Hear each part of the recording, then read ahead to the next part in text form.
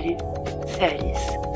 Aujourd'hui, on va parler de la santé mentale qui est associée à la santé physique.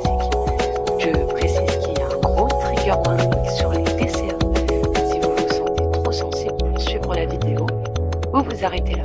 En tout cas, moi, je suis disponible les mardis et les jeudis à partir de 19h en live.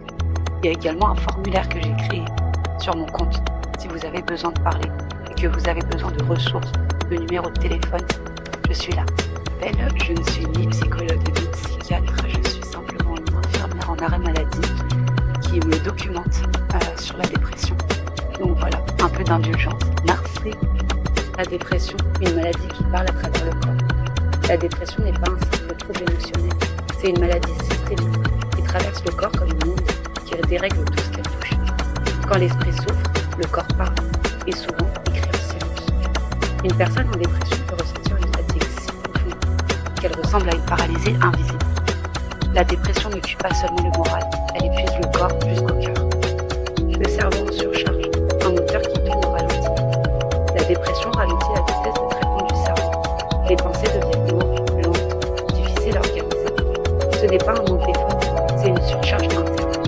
Ce n'est pas que tu n'arrives pas à penser, c'est que ton cerveau lutte pour rester à jour.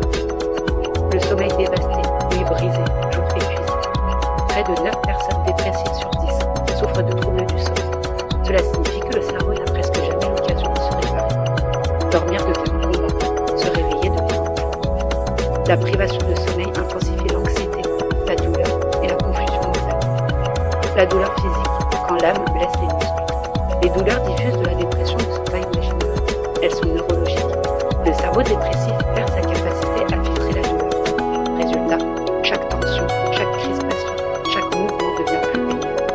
La dépression transforme parfois le simple fait de porter son corps en dépression. Le système digestif bouleversé, un second cerveau qui souffre. L'intestin contient 200 millions de neurones. C'est pour cela que la dépression perturbe l'appétit, le transit et crée des douleurs abdominales.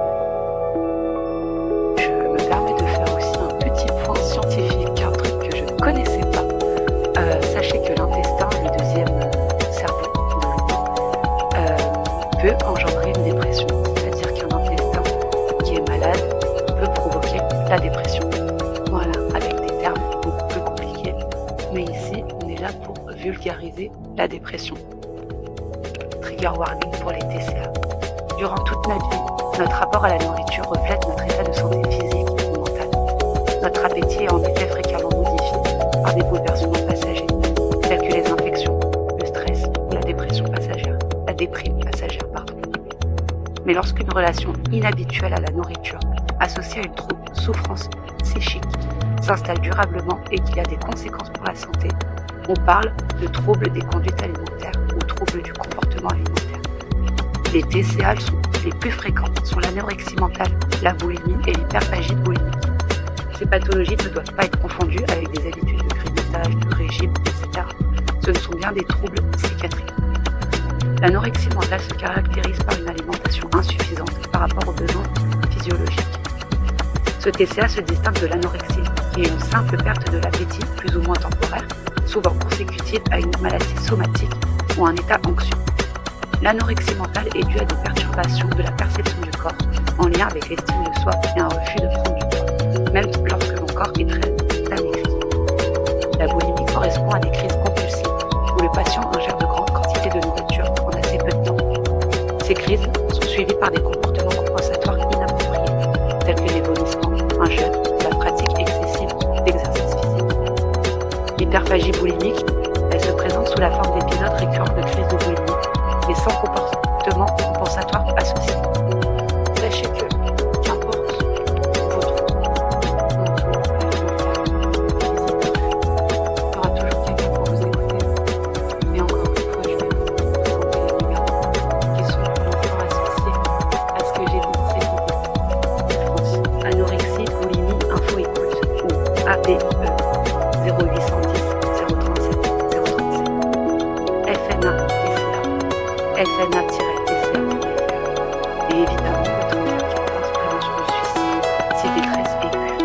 Ensuite, en Suisse, il y a la main tendue le 143 ou le Pro Juventud 147 pour les jeunes. En Belgique, il y a la télé accueil, le 107, et l'écoute enfant, le 103. Et si vous ne vous sentez pas, d'appeler ces numéros aussi. Si vous n'arrivez pas à en parler à vos proches, c'est quand même très important. Il y a un formulaire encore une fois sur mon compte. Si vous ne vous sentez pas encore en capacité, je peux être là pour vous donner des ressources.